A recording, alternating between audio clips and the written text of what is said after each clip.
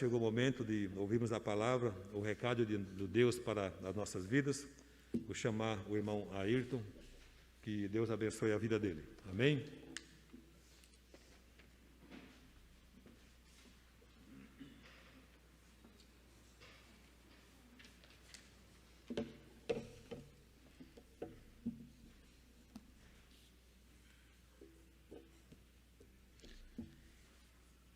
Quero convidar os irmãos a abrirem as suas Bíblias no livro de Neemias,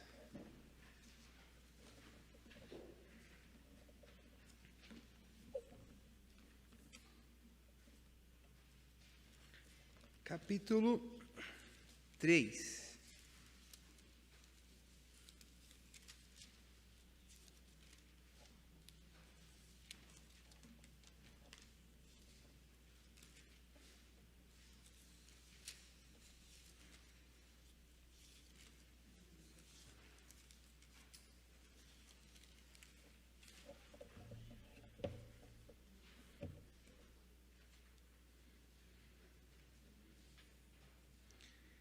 Neemias, capítulo 3, diz assim a palavra do Senhor.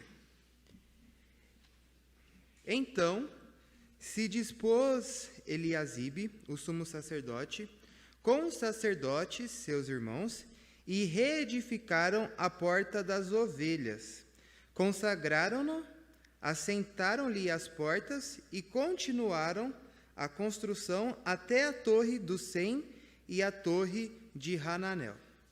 Junto a ele, edificaram os homens de Jericó.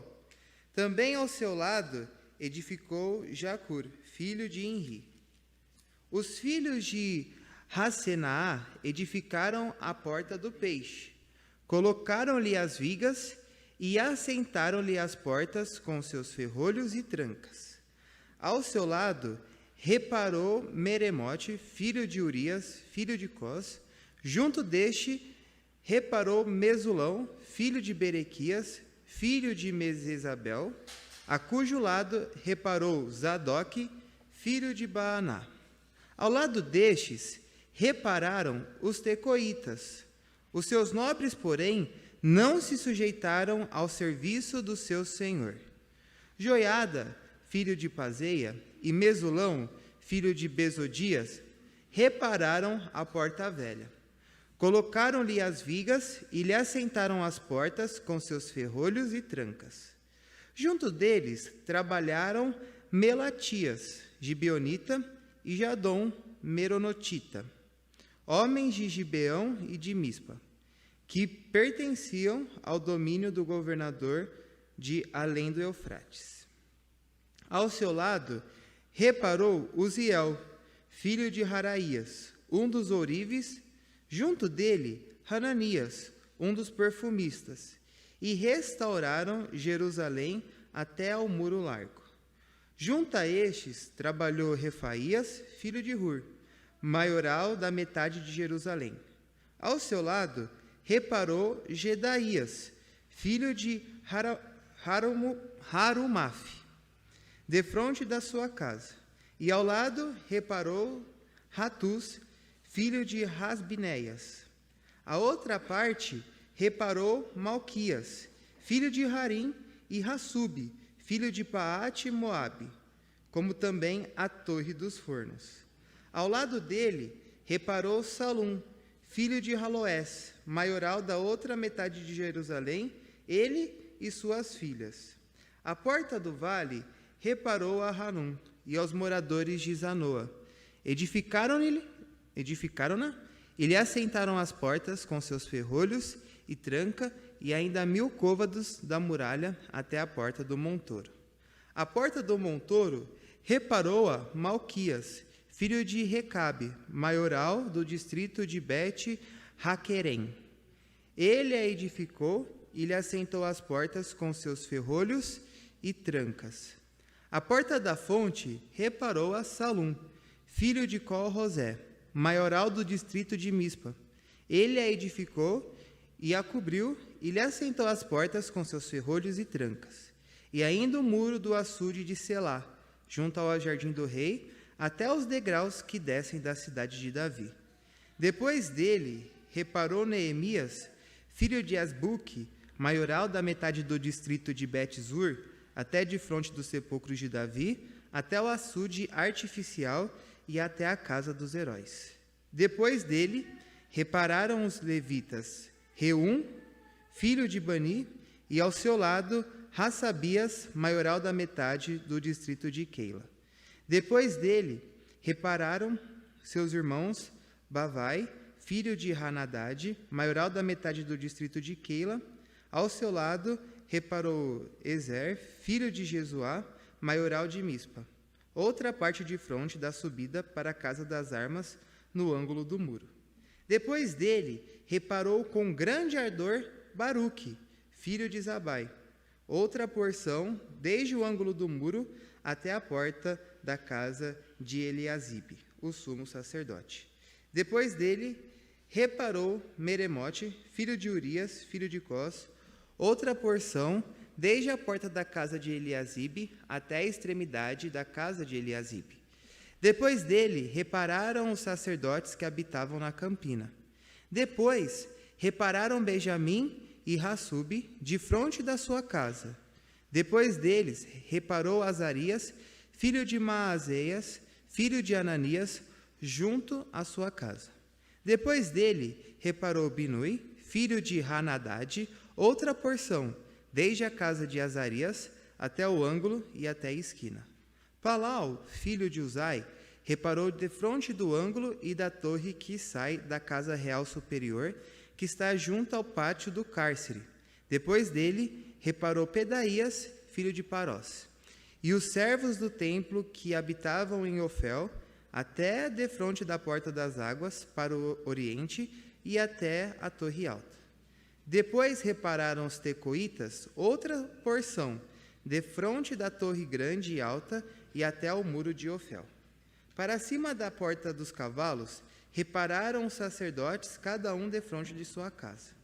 Depois deles, reparou Zadok, filho de Imer, de fronte de sua casa, e depois dele Semaías, filho de Secanias, guarda da porta oriental. Depois dele, reparou Hananias, filho de Selemias, e Hanum, o sexto filho de Zalaf, outra porção. Depois dele, reparou Mesulão, filho de Berequias, defronte da sua morada.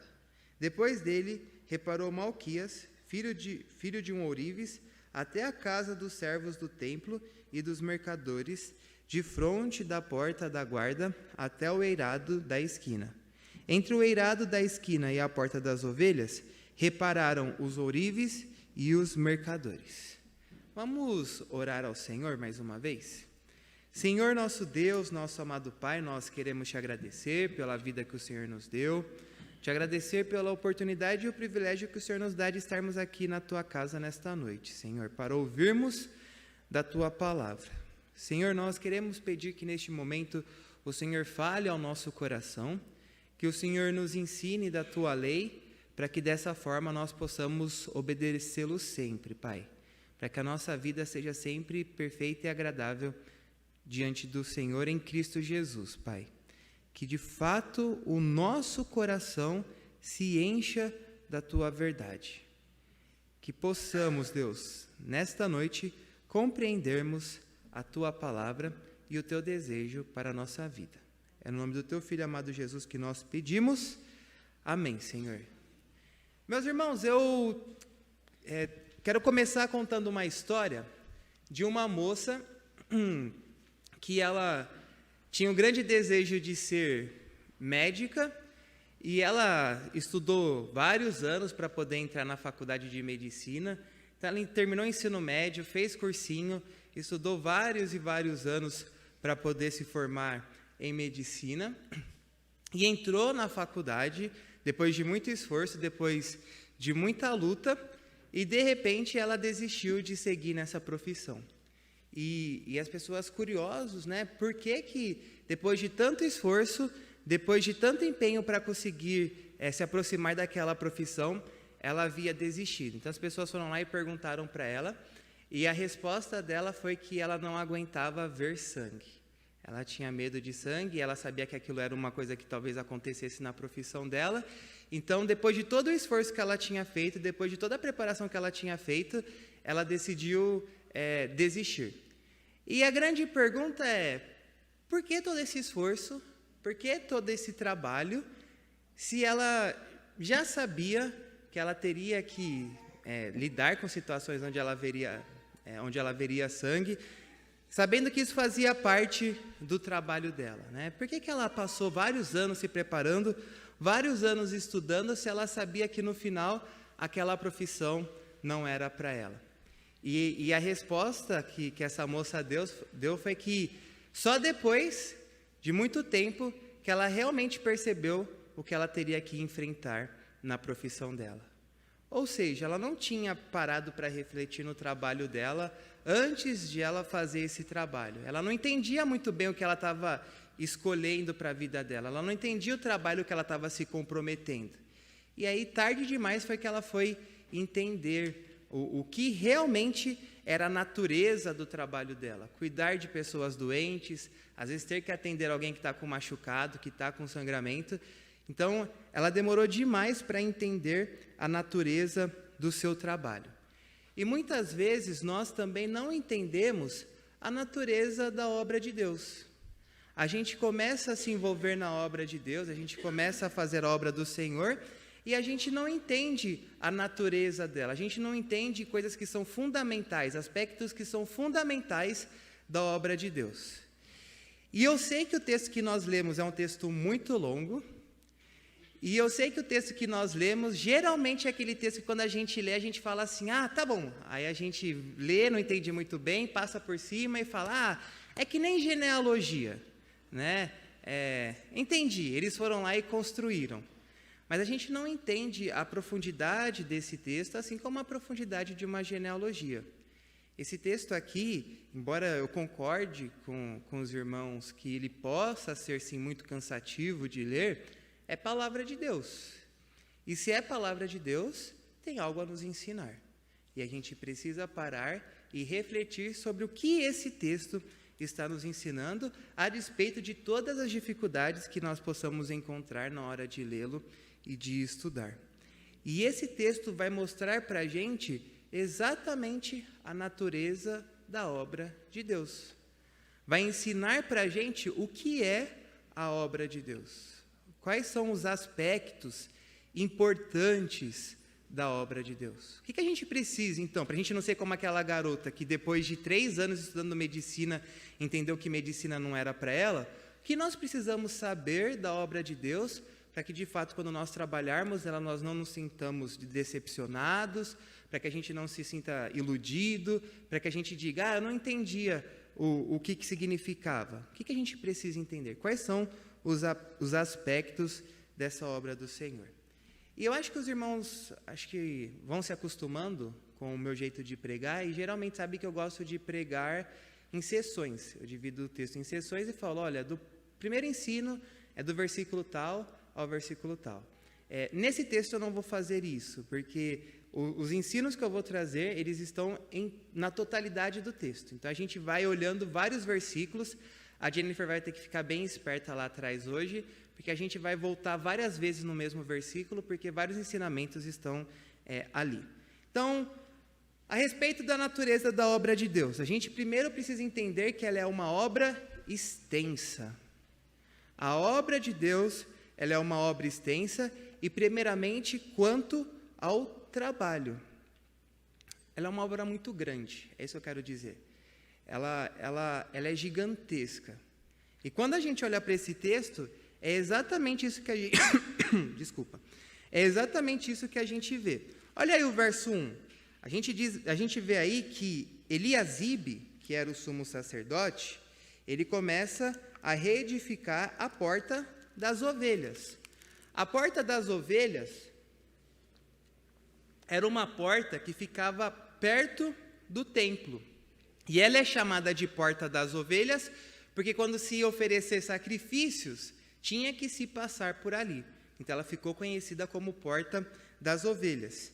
E o Eliasibe, provavelmente ele morava muito perto do templo. E é por isso que ele fica responsável por reconstruir os muros nesse local. Então o sumo sacerdote está reconstruindo essa porta. Então percebam, ele está ali reconstruindo perto do templo. No verso 7, a gente vai ver aí que os gibeonitas, né, na verdade no verso 6 mostra aí para a gente que Joiada e Mesulão, né, eles colocaram vigas e assentaram as portas com seus ferrolhos e trancas, e junto com eles estava lá trabalhando Melatias, que era um gibeonita, e Jadom, que era um meronotita, que eram homens de Mispa, e que eles estavam ali, e aí o nosso texto assim diz, que pertenciam ao domínio do governador de além do Eufrates.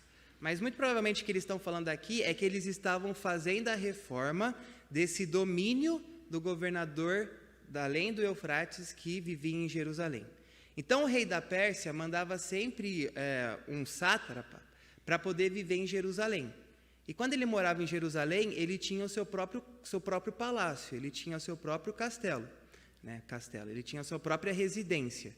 E aí também há irmãos que estão trabalhando aí, estão cuidando do domínio do governador. Então percebam, tem gente trabalhando perto do templo, tem gente aqui trabalhando em algo que seria uma construção pública, política, o palácio de um governador. E vejam lá depois também o verso 16. Lá é dito também que Neemias, que não é o Neemias cujo nome não é o Neemias do livro, o herói, o principal aqui do livro, mas vejam que ele também está trabalhando ali nos sepulcros de Davi, até o açude artificial e até a casa dos heróis, que provavelmente era um local ali onde os grandes guerreiros ficavam. Então a gente está vendo aí que é muito grande a obra.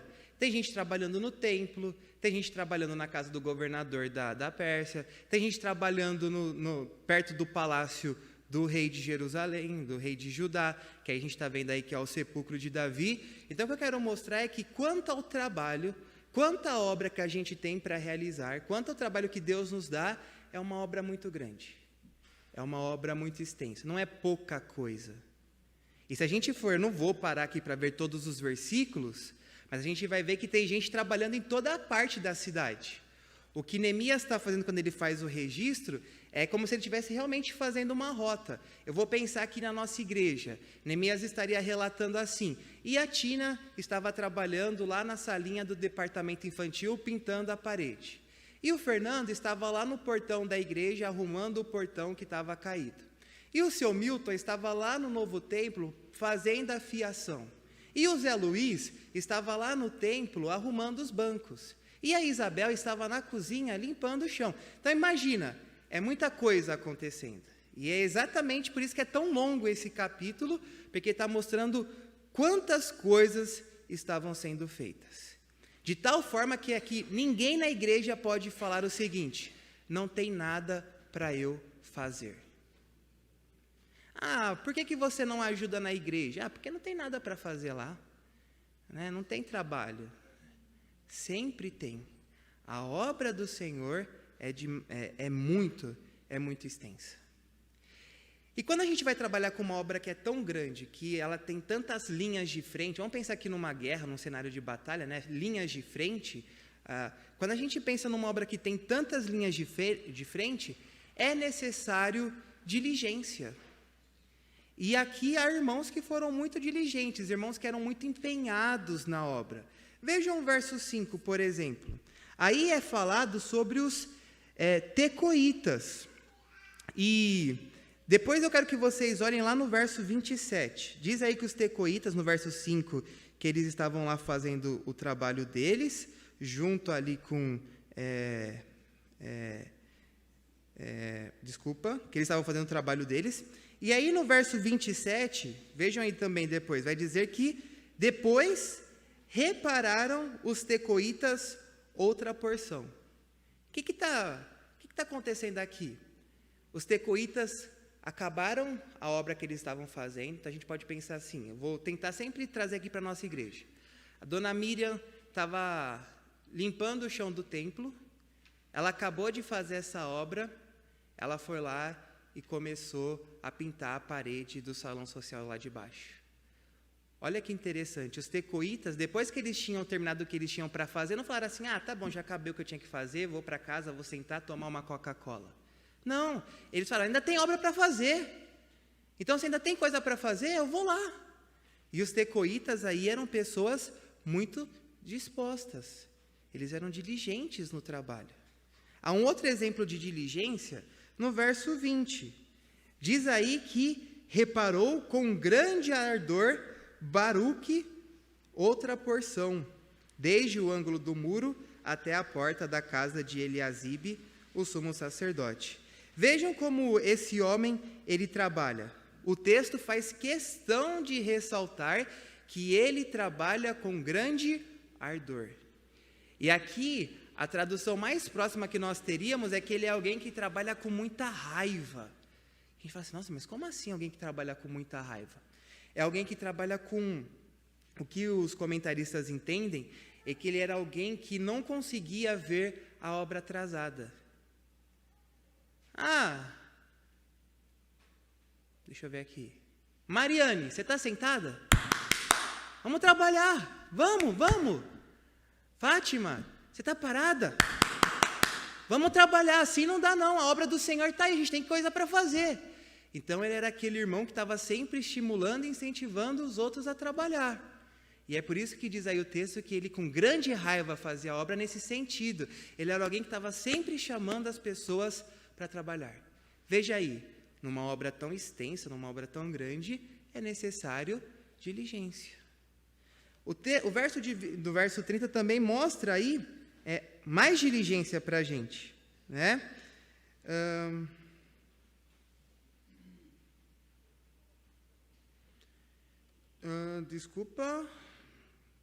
O verso 30. Depois reparou Hananias. Na verdade, eram só esses dois exemplos mesmos, tá bom? Desculpa, o verso 30 não está falando a respeito disso. Mas o que eu queria mostrar para os irmãos é exatamente isso. Quando a obra é extensa, necessita de diligência. A gente teve aí dois casos, né? Os tecoítas que não paravam quando o trabalho deles terminavam, e aí o caso de Baruque também, que ele sempre estava estimulando os outros a trabalharem. E a gente também percebe que nessa obra extensa é necessário consagração. Numa obra dessa de tamanha proporção, a gente vai perceber que esses homens aqui estavam sempre buscando fazer as coisas para o Senhor. O foco deles era o serviço a Deus. Vejam aí o verso 1, tá vendo? Eu falei que a gente ia indo e voltando, né? O verso 1, a gente vê que quem começa a obra é o sumo sacerdote. É o líder. Então, olha que interessante. Neemias, quando está escrevendo esse texto, ele faz questão de colocar o sumo sacerdote em primeiro lugar. Ele é o líder religioso. Vamos pensar assim, ele seria o pastor daquele povo. Ele é o primeiro que vai trabalhar, é o primeiro que vai fazer. E aí a gente vai ver que ele e os outros sacerdotes vão consagrar aquelas portas ao Senhor. Eles vão realmente fazer um processo de separar, de consagrar aquelas coisas a Deus, mostrando que aquilo que eles estão fazendo é para o Senhor. E aí a gente vai ver várias referências, por exemplo, o verso 17 vai mostrar para a gente que os levitas também tiveram parte nessa obra. Os levitas também estavam trabalhando. Depois vai ser mostrado para a gente também que os servos do templo também estariam trabalhando. E por que faz referência ao sumo sacerdote, faz uma referência ao levita, faz uma referência aos homens que trabalhavam no templo? Porque está mostrando que o foco deles também estava ali no próprio templo. A referência que Neemias faz ao levita, ao sumo sacerdote, é para mostrar que o povo também estava pensando na casa do Senhor. Eles estavam preocupados, eles estavam ocupados fazendo a obra na casa do Senhor, no templo. Então, era um trabalho que era cheio de consagração. Esse trabalho extenso envolvia da parte deles esse desejo de servir ao Senhor. E aí, no verso 28, terminando aqui esse primeiro ensino, mostrando que a obra do Senhor é extensa, vejam o que diz aí, que cada um reparava defronte da sua casa. Então vamos pensar que você mora em Jerusalém. Qual parte você vai arrumar primeiro? Aquela que está na frente da sua casa. É por lá que você vai começar. E essa é a logística. Todo esse trabalho que está sendo feito aqui, ela é feita dentro dessa logística. Cada um trabalha na parte que fica mais próxima da sua casa. Então, por que Eliasibe está trabalhando ali no templo? Porque ele é sumo sacerdote, ele mora perto da região do templo. Então, ele vai trabalhar ali. Por que alguma pessoa está trabalhando na porta da guarda? Porque ali é o lugar mais próximo de onde ele mora. Então, ele vai começar ali. E aí, o fato é que cada um está fazendo a sua parte. E como a obra é extensa, como a obra do Senhor é grande, cada um de nós também precisamos fazer a nossa parte. E aí, às vezes, você tem um irmão que você fala assim na igreja, nossa, aquele irmão trabalha em tudo. Aquele irmão está no louvor, aquele irmão está pregando, está conduzindo reunião, está na diretoria de departamento, é conselheiro, aquele irmão ajuda a arrumar as coisas. Qualquer coisa que tenha, aquele irmão está presente. Isso é uma bênção, ter o irmão que está envolvido. Mas muitas vezes, aquele irmão está envolvido porque outros não estão. Ele está sobrecarregado, porque a gente não está trabalhando. A gente deixa tudo para ele está ali, ele faz. Se cada um de nós fazermos a nossa parte, ninguém se sobrecarrega, porque a obra é grande e tem trabalho para todo mundo. Então, é bênção ter um irmão que trabalha bastante, mas que ele não trabalhe bastante porque os outros não trabalham. Cada um trabalha na frente da sua casa, cada um faça a sua parte. A obra é grande. Lembram-se do que Jesus disse? Lá em Lucas 10, versículo 2, ele diz o seguinte para a gente: a seara é grande. A seara é grande, a obra do Senhor é grande, mas os trabalhadores são poucos. Rogai, pois, ao Senhor da seara que mande trabalhadores para a sua seara. Se a gente quer crescer como igreja, se a gente quer que a nossa igreja, a gente está trabalhando Neemias exatamente dentro dessa temática de retomada, depois desse período de pandemia, se a gente quer crescer, é preciso que hajam trabalhadores. E se não há, a gente precisa começar a pedir a Deus: Deus, dispõe o coração do teu povo para que todos eles trabalhem. A gente tem que começar a orar por isso. Deus, move o coração daquele irmão, ele não está envolvido com a obra. Ele tem um cargo lá, mas ele não está tão assim comprometido com aquele cargo. Muda o coração dele. Anima ele, Pai, para que ele trabalhe, porque a obra é para ser feita. O trabalho é grande. Os trabalhadores são poucos. O que Jesus manda a gente fazer? Então, ore ao dono da seara. É isso que nós precisamos fazer. E outro texto também muito interessante é João capítulo 14, João capítulo 14, de versos 12 a 14, Jesus nos mostra que nós temos trabalho para fazer. Ele diz assim: em verdade vos digo que aquele que crê em mim fará também as obras que eu faço e outras maiores fará, porque eu vou para junto do Pai. O que Jesus está ensinando para a gente é que a obra dele não acabou. Ainda tem trabalho para fazer. E ele diz: as obras são maiores. As obras que eu tenho que vocês farão ainda são maiores. Não porque elas são mais importantes do que a obra que Jesus fez, mas porque é nossa responsabilidade levar o Evangelho de Cristo a outras pessoas. Há pessoas lá fora se perdendo, e nós aqui dentro. O trabalho do Senhor está aí, é um trabalho grande, É um trabalho extenso. E a gente precisa se despertar para essa grande obra. Precisamos trabalhar. Um outro aspecto da obra do Senhor, um outro ponto dela, é que ela é uma obra diversa. E ela é diversa quanto os trabalhadores. É uma obra muito grande, de tal forma que ninguém possa dizer assim, não tem trabalho para mim. Foi o que eu disse. E ela também é uma obra que ela é tão diversa, que ninguém pode falar assim, eu não sou feito, não existe obra que se encaixe no meu perfil. Eu não sou muito bom em falar em público, mas existem outras obras para serem feitas. Eu não sei cantar, mas a igreja não vive só de cânticos.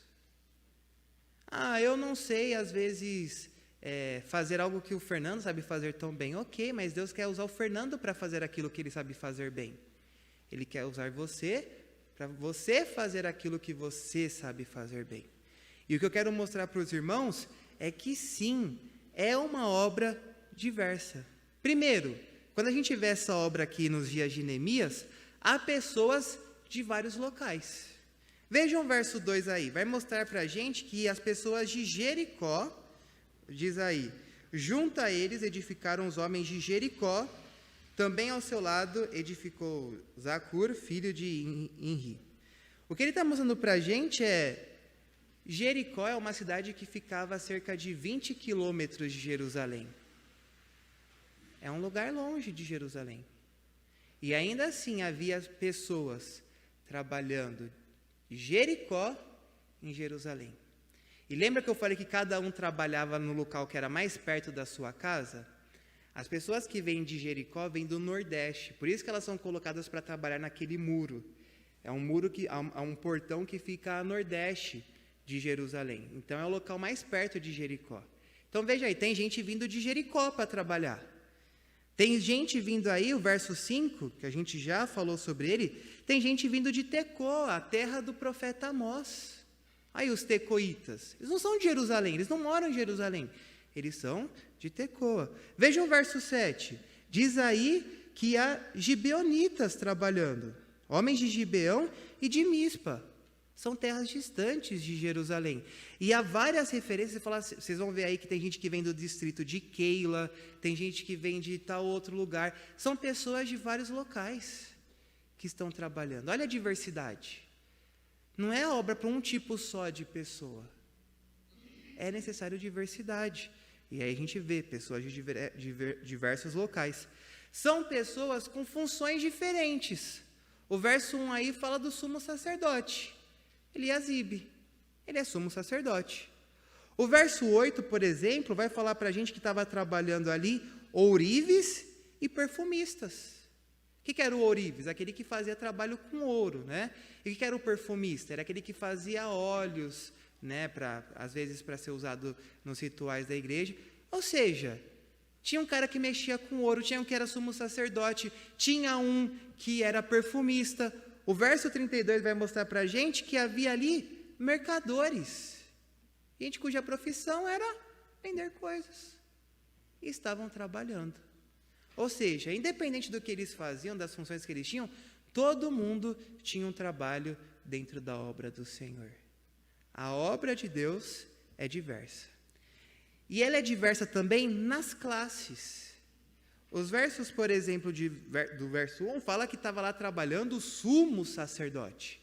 Se a gente for parar para pensar, ele era talvez a figura mais importante do templo. Ele era aquele que tinha que fazer aqueles sacrifícios anuais.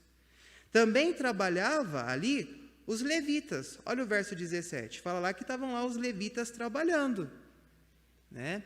Os levitas eram aqueles que eram responsáveis por cuidar do templo, das coisas do templo. E aí o verso 26 vai mostrar para a gente que também ali estavam trabalhando os servos do templo, né? E provavelmente esses servos do templo eram os gibeonitas. Se vocês forem lembrar lá dos dias de Josué, os gibeonitas foram aqueles que foram castigados a serem servos do povo de Israel. Porque eles foram lá, enganaram o povo de Israel, enganaram a Josué, e Josué falou o seguinte: vocês não vão morrer, mas a partir de hoje vocês vão ser carregadores de água. Que era um trabalho que ninguém queria fazer. Então eram as pessoas mais humildes que trabalhavam ali no templo. Mas vejam, você tem o sumo sacerdote trabalhando, você tem os levitas trabalhando, e você tem os carregadores de água do templo trabalhando. Independente da classe que eles estavam, todos estavam trabalhando. Porque a obra do Senhor é diversa. E aí, Paulo nos ensina isso. Lá, em 1 Coríntios, capítulo 12, dos versos de 7 a 13, ele diz o seguinte: a manifestação do Espírito é concedida a cada um visando a um fim proveitoso.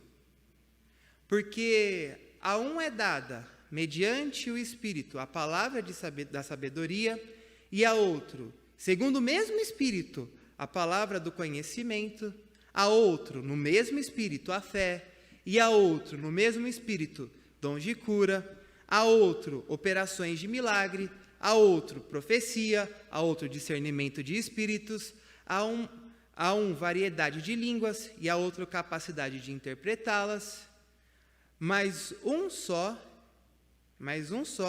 e o mesmo Espírito realiza todas estas coisas, distribuindo-as como lhe apraz, a cada um individualmente. Porque assim como o corpo é um e tem muitos membros, e todos os membros, sendo muitos, constituem um só corpo, assim também com respeito a Cristo. E aí o verso 13 diz: pois em um só Espírito todos nós somos batizados em um corpo, quer judeus, quer gregos, quer escravos, quer livres, e a todos nós foi dado de beber de um só Espírito. É diverso. Não importa a sua classe social, não importa a sua etnia, não importa o seu nível de conhecimento, de escolaridade, não importa a sua profissão, isso não importa. O trabalho do Senhor é para todos. Se a gente faz parte do corpo de Cristo, há uma obra para nós. E isso é fato. Quando a gente adentra o corpo do Senhor, quando a gente se torna cristão, tem trabalho certo para a gente. O Senhor tem uma obra para cada um de nós aqui. E Ele vai dando dons a nós à medida que Ele sabe que é útil. Não adiantaria que se todo mundo fosse mestre. Não adiantaria. Então Ele vai dando dons diferentes para que a gente supra uns aos outros. E é isso que está acontecendo aqui nos dias de Neemias. Pessoas diferentes, de grande variedade, trabalhando na obra do Senhor. A obra é muito grande. Ela tem muitas linhas de frente. Então é necessário pessoas muito diferentes para fazer essa obra. Por fim, o último ensino desse nosso texto é que a recompensa dessa obra, ela é duradoura. Quando a gente trabalhou da última vez que eu preguei com os irmãos, lá no capítulo 2, no verso 20, Neemias é provocado pelos inimigos da obra do Senhor.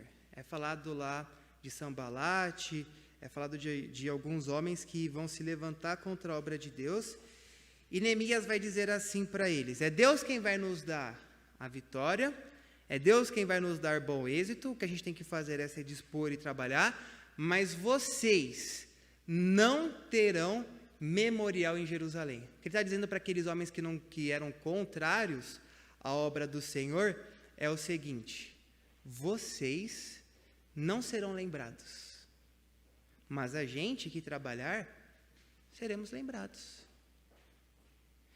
E olha que interessante, o que é o capítulo 3 de Neemias? É o bom testemunho de Deus desses homens que trabalharam. O nome deles está na Bíblia. 2000 anos depois, na verdade aqui no caso 2300 anos depois, nós estamos lendo o nome desses homens. Eles têm memorial em Jerusalém. Eles fizeram a obra do Senhor. Eles não foram esquecidos. Deus não se esqueceu deles. O próprio Deus deu testemunho deles na palavra dele. Olha que honra, olha que privilégio a esses homens. E é interessante que nem sempre isso é bom. Vejam aí o verso 5. Diz aí que ao lado dos tecoitas, os nobres, os chefes da cidade de Tecoa, por algum motivo que a gente não sabe. A gente não sabe se foi por inveja, se eles tinham alguma rixa com Neemias. A gente não sabe qual foi o motivo, mas aí diz que eles não se sujeitaram ao serviço do Senhor. E aqui, literalmente, eles não quiseram abaixar o pescoço. Está fazendo aqui uma referência a um boi. E sabe que tem que colocar, quando o boi vai arar a terra, você coloca a canga nele para que ele consiga, de fato, levar o instrumento de arar. Então, você vai lá e coloca um instrumento no pescoço do boi. O que está dizendo aí é que esses homens, eles não queriam trabalhar. Eles eram selvagens, falavam, não, eu não quero trabalhar. A gente não sabe o motivo, mas eles não trabalharam.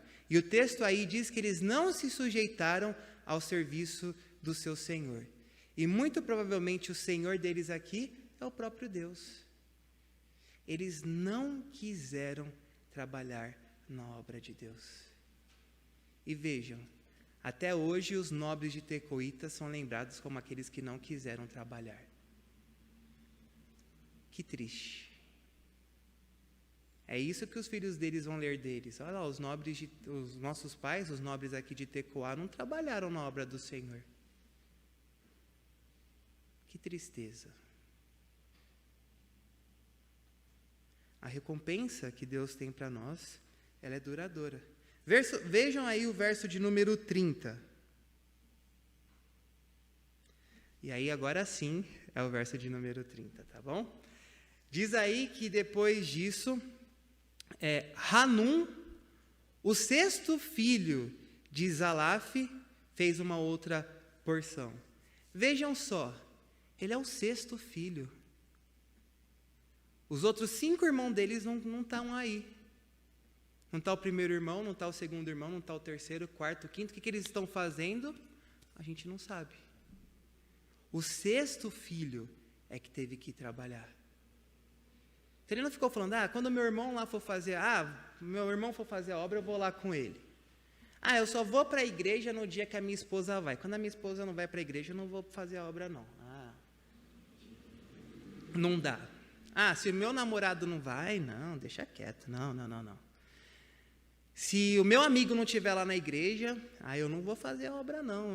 Só vou lá para o meu amigo, né? Meu pai não está na igreja hoje, então não tenho carona para ir para a igreja. Deixa quieto, eu não vou fazer a obra, não. Os irmãos não foram. Ele foi. E ele foi lembrado. Ele está aí. Olha lá. Hanum, o sexto filho. E por conta dele, o pai está escrito aí também. Zalaf. Por conta do sexto filho que foi trabalhar. Olha que interessante.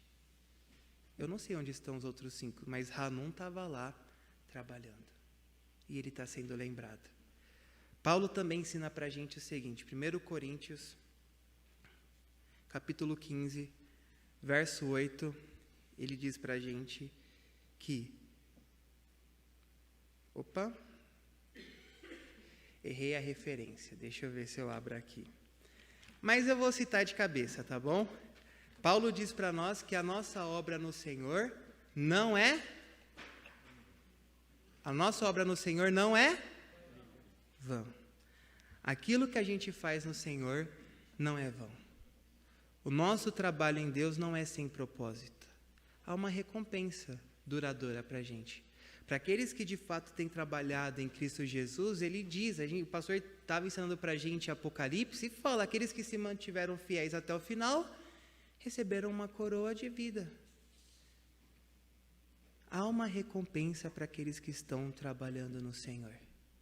O esforço dos irmãos que se dedicam, a vontade de fazer a diferença na igreja, não passa despercebida pelo Senhor da igreja. Ele olha para o nosso trabalho. Ele olha para cada coisa, para cada um de nós e aquilo que nós estamos fazendo. E às vezes você acha que você pode estar lá arrumando uma tecla do piano e que ninguém vai perceber, mas Deus vai. E Ele vai recompensar a gente por essa obra. E Ele também conhece o nosso coração. Ele sabe quando a gente vê aquele problema, a gente fala assim, não, deixa para que outra pessoa arrume. E a gente passa, sabe? Deixa que o outro lava aquela louça. Não sei se isso acontece às vezes em casa, né? Eu vou beber água, acabou a água da garrafa. Eu vou encher a garrafa? Não, deixa para o próximo, ele que enche a garrafa. Isso acontece. Não é assim, irmãos. A obra do Senhor está aí. Ela é extensa, ela é diversa, e a recompensa dela é eterna. Se você vê lá uma tecla do piano quebrada, arruma. Você vê um vitro lá meio desencaixado, como está aquele ali, arruma. Não espera o outro não. Vai lá e faz. Não espera o tio, a prima, o presbítero, o diácono fazer. Você também pode, de alguma forma, tentar arrumar. Tem trabalho para todo mundo. E essa é a natureza da obra do Senhor. Então, para encerrar, eu quero falar aqui a respeito de Cristo Jesus. Ele nos chamou para trabalhar. Ser cristão, como diria o Seu Nishimura, frase do Seu Nishimura, o que é ser cristão? Ser cristão envolve trabalhar. Ser cristão envolve ser comprometido com a obra do Senhor. Hoje, eu fiquei alegre. Eu acho que muitos irmãos ficaram alegres quando viram todas aquelas crianças aqui, fazendo as coreografias. Quando a gente viu os pais delas sentados aqui. O meu coração se encheu de alegria. Que é a obra do Senhor sendo feita. Não percam a oportunidade de trabalhar. Jesus chamou vocês para isso. Quando Ele quiser que vocês descansem, fiquem tranquilos que Ele vai levar vocês para a glória. Quando Ele falar, não tem mais nada para vocês fazer, fica tranquilo que Ele vai ser o primeiro a chamar. Então vem, acabou o seu trabalho. Mas enquanto Ele tiver uma obra para vocês, vocês vão permanecer aqui. E tem coisa para ser feita. Tem muita coisa para ser feita. Lembre-se que vocês são um povo de propriedade exclusiva de Deus, chamados para falar do amor dEle, para fazer a obra dEle. O Senhor não chamou a gente para ficar sentado no banco da igreja, não, irmãos. O Senhor Jesus nos chamou para fazer obras maiores. Que Ele nos ajude, então, a nos comprometermos com a obra dEle. Lembre-se, essa é a natureza da obra do Senhor. Ela é extensa, ela é diversa e a recompensa dela é para sempre. É duradoura. Que Deus nos abençoe e anime o coração da Igreja Presbiteriana em Vila Buenos Aires. Que Deus nos ajude.